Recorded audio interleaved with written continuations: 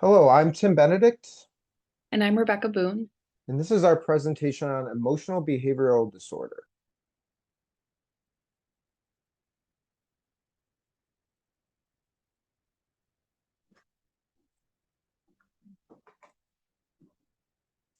Some of the things we're going to cover, the definition, the causes and prevalence, some of the common conditions and disorders, some things to consider, assessment practices and implications for instruction, and some strategies for accommodating such disorders. I want to start with a quote. Before there is thought and language, there is emotion, and it is this early effect within the context of the earliest relationships that form the basis for all future development. So, according to the Individuals with Disability Education Act, emotional behavioral disorder is considered an emotional disturbance, and an emotional disturbance is a condition that demonstrates one or more of the following characteristics for an extended period of time and has an adverse effect on a learner's educational performance. That's an inability to learn that cannot be explained by intellectual, sensory, or health factors, an inability to build or maintain satisfactory interpersonal relationships with peers and teachers, inappropriate types of behavior or feelings under normal circumstances, a general pervasive mood of unhappiness or depression, and or a tendency to develop physical symptoms or fears associated with personal or school problems. So many mental disorders form in the developmental stages of childhood and adolescence, but fail to get diagnosed or treated for years. Sometimes parents think that their kids are just going to grow out of these problems, but this becomes an issue because if they don't pursue treatment, the problems can get worse, and the lack of reporting kind of skews our information and our research about it. So some of the causes that have been known to cause emotional and behavioral disorders are biological and genetic factors. It can be congenital, your socio-economical status, family dynamics, positive and negative, and the environment that children are surrounded by, and in some cases, such as in eating disorders, like the media can really place a pressure on children that is unnecessary. But there's also conflicting data about the prevalence of emotional behavior disorders in school age children. The Office of Special Education Programs, which is a part of the U.S. Department of Education, claims that 5.45% of students with disabilities in schools were identified with emotional disturbance. But that varies between states. The range goes anywhere from 1.65 to 17.36%. And currently, students identified with this disorder are typically male, disproportionately people of color, and often already taking psychotropic medications such as things for antidepression and anti-anxiety. But we have to remember that though the statistics are this way, they're not all encompassing. So we have to remember that the condition itself isn't specific to one specific condition or disorder, but is a designation that generates services to be provided in order to meet the needs of children, especially in the educational setting. So as an umbrella term, these are some of the common conditions that we'll find that fit emotional behavioral disorder. It could be psychoses, it could be attention deficit, hyperactivity disorder, anxiety and depression disorders, conduct disorders, functional eating disorders, and obsessive compulsive. It's very important to remember that although it can be common for kids to exhibit some of the symptoms found under these categories, there we have to pay attention to the intensity, the pattern, and duration of this behavior in order to lead to assessment. So we'll start with anxiety and depressive disorders. Generally, what we'll see is a tiredness and lack of interest, which can lead to inability to stay focused, engaged, failure to start and complete assignments. There's an avoidance of interactions and withdrawals from their peers and teachers. We can see this in underachievement and disinterest in the things that these children used to love to learn and had feelings about for the future. And part of this tiredness that we often think of with a depression, it can have a really detrimental effect on memory, making recall and retention of information quite difficult. And, the passivity, lack of self-confidence, and self-deprecating nature will often lead kids to avoid interactions and maybe not attend school for those reasons. Next, we have conduct disorder. We see this in a lot of extreme behaviors that can be hostility and violence, and towards their peers and their teachers. They might struggle with group work and maintaining those positive relationships. Um, they can be easily frustrated and have difficulty solving problems, and this could partly be part of the non-compliance and oppositional nature that comes with this disorder, as well as like impulsive reactions. Um, they have a difficulty following directions and rules, and this poor performance in relationship with school can lead them to, become truant and not attend. And we have to remember that environmental influences can make this condition worse. And when left untreated, antisocial behavior can lead into adulthood and be exacerbated to further substance abuse, criminal activity, and other destructive nature. Next would be psychoses. Some of these include bipolar disorder and schizophrenia, delusions, hallucinations, extreme mood swings from depression to mania can often lead to a social withdrawal and isolation from their peers and teachers. We'll see a decline in school performance, and that is in the form of engagement, motivation, difficulty starting, completing assignments. They have disjunctive like communication, and that also is found in the form of expressing their ideas. Their fear and just their re- inter interaction with the school life can often lead them to be, self-imposed and withdrawal. And their tiredness, again, from lack of sleep or being kept up, we saw before, is really harmful to the retention and recall of information. ADHD, there's this, we'll see this behaviorally um, and learning and in learning aspects. They have an inability to sit still. They have a hard time focusing and attending work. They lack interest in the work that they do. They overlook details and rush. They have a hard time following directions and staying on task. And that's because they're often have a short attention span and are distracted by everything. They show impulsive nature and a difficulty in organizing their thoughts and their tasks. And this can be disruptive not only to them, but they're to others. We see that with blurting out answers, impatience and sharing. And it's important to note that I think a lot of people will believe that boys mostly suffer from ADHD, but girls can be afflicted as well. But it's usually not diagnosed until later in their life because their symptoms are more subtle. Obsessive compulsive, we've seen this with repeated rituals and compulsions, but it's also unwanted thoughts that trigger these compulsions and rituals. They they spend a lot of energy and time on exactness and overthinking, and this is exactly tiring. And we find that again leading to a hard time attending and staying focused. They have a hard time moving on from assignments until they're complete, and there's a lot of repetition and perfectionism that goes into their work, which can be seen differently than having disorder.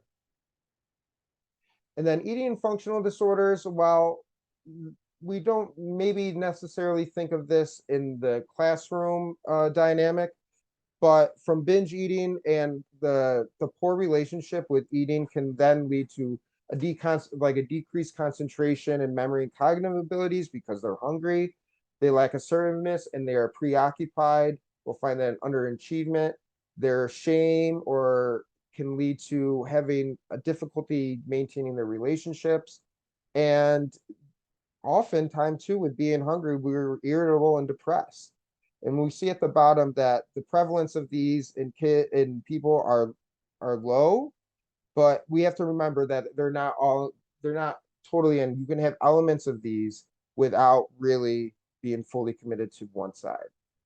So one thing I just want to hit on quickly is that we said this before, kids can show some of these symptoms without actually being considered diagnosed for these conditions. We just have to focus on the intensity, pattern, duration, and we don't always apply the same rationale to kids who have emotional behavior disorders. Sometimes when they act out or show these, we punish them versus trying to figure out how to help them.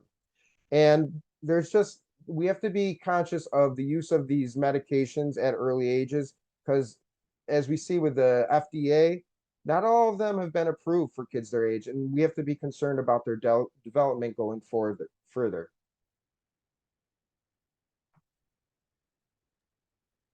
So there are a few different assessment practices to consider. The first one being functional behavioral assessment, and this becomes really important to create a behavioral intervention plan going forward for the individual student.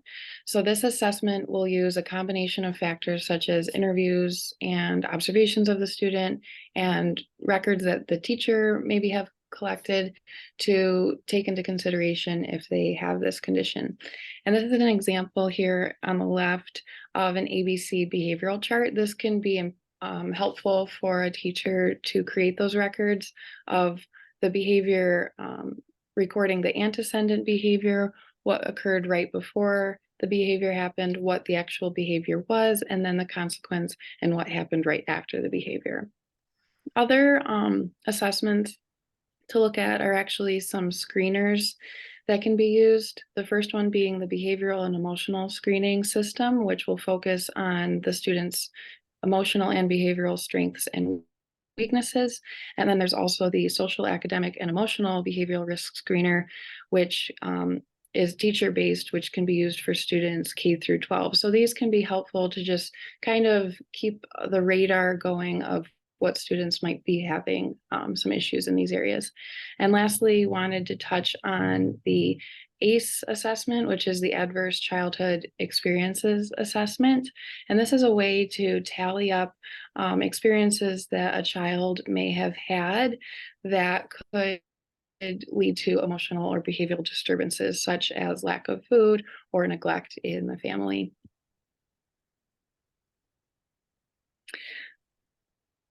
In regards to teacher instruction implications, as Tim mentioned, there's different things that might be exhibited for each disorder or each category within that disorder.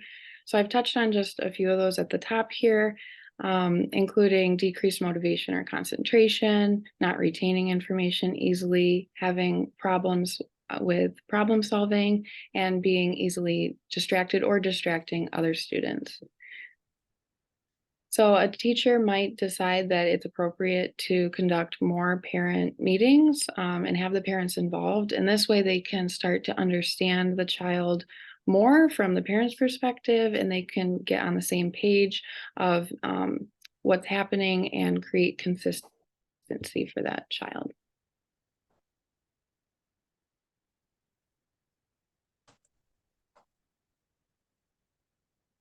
So continued, these students often have issues with self-awareness and self-control, and these directly relate to their executive functioning abilities. So teachers really have that unique ability to help build that student's emotional resilience on a day-to-day basis, in addition to the parents, of course, but they have that ability to create that strong bond and show that they really care that the student is there at school and show that they really care about their learning.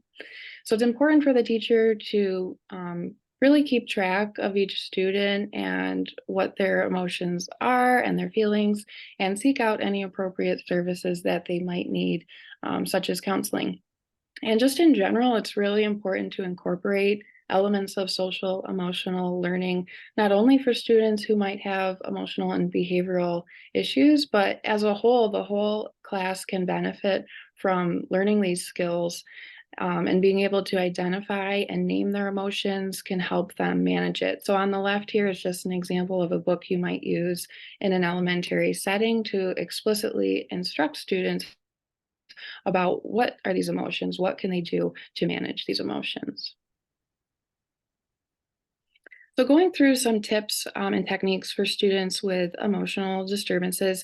At the top here, I've broken down an example of um, direct steps that you would take in an isolated situation, and then some broader techniques below. So beginning at the top, if you had a student who was experiencing some emotional problems in the classroom, some things that you specifically want to make sure you're doing to create that classroom environment that's conducive for them is going over the rules of desired behavior and make sure you're actually modeling that behavior. Show them what it looks like to exhibit those behaviors. Go through the consequences and be consistent on those consequences. And you might need to help them find other techniques to deal with their behavior. You want to focus on positive reinforcement, rewarding good desired behavior, and teach the students to self-monitor themselves to reflect on, am I making a good choice or not? And then again, some general techniques are discussed at the bottom here. So in general, you want to be creating a calm environment. Um, a technique specifically for students with anxiety is to introduce material gradually. Sometimes they get overwhelmed if they are facing a lot of information all at once. Movement breaks can be very helpful to break up that pattern of internal rumination. Sometimes it's helpful to start with less demanding assignments in the morning as students have trouble transitioning from the home to the school day.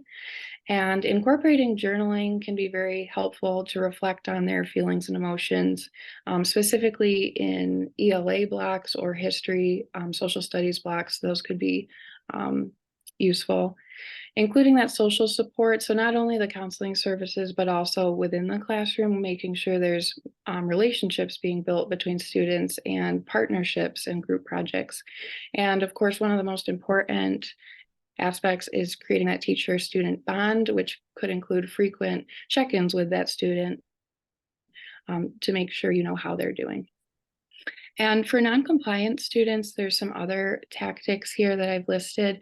Some specific ones at the top are using direct requests instead of questions. For example, saying, please turn to page 5, and being very direct with what you want them to be doing. Make requests in close proximity to the student. So you don't want to be across the room if you see they're having a problem. You want to be closer to them.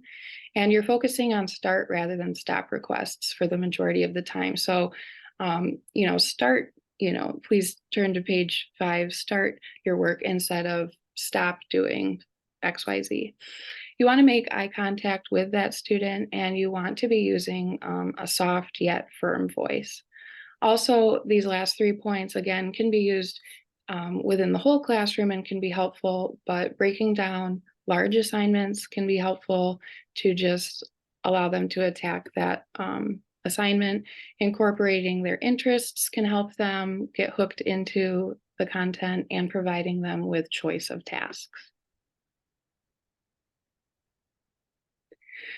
I wanted to include some tips for communicating calmness, since that's so important that you maintain a calm demeanor, even if it is a chaotic environment in the classroom. You want to use that calm, even tone of voice. You do want to include pauses that can help calm a student who might be escalated. Your hands, you want to have them open and relaxed. Again, that's speaking to that body language of what you're expressing. And you want to use attentive eye contact, but be cognizant of if that intensity of the eye contact is too much and it might be escalating the situation. So just be mindful of that. And again, your body language, your posture, you want to be relaxed and still. And lastly, I wanted to leave this mnemonic because it's very helpful and specific for diffusing a situation. The acronym I assist stands for isolating the situation and getting that student separate from the other students. You want to actively listen to what they're saying and what they're expressing that they're experiencing. You want to speak calmly, assertively, and respectfully. And you want to give statements of understanding. So again, you're acknowledging what they're experiencing in the situation, but giving them kind of a direction that there might be other ways to respond to what you're feeling. You want to invite the student to consider other positive outcomes and allow space for the student to consider the whole conversation that you've just had. Allow them space physically and then also silence to just kind of reflect. Specifically for these students who have trouble with these emotions and behaviors, it's important that you break down that reflection process and then give them time for response. You don't want to demand an immediate response. You want them to have time to reflect. All And right. lastly, Yep. sorry, we have our 4 discussion questions. We're going to include those separately on a different document as well. All right. Thank you for viewing our presentation.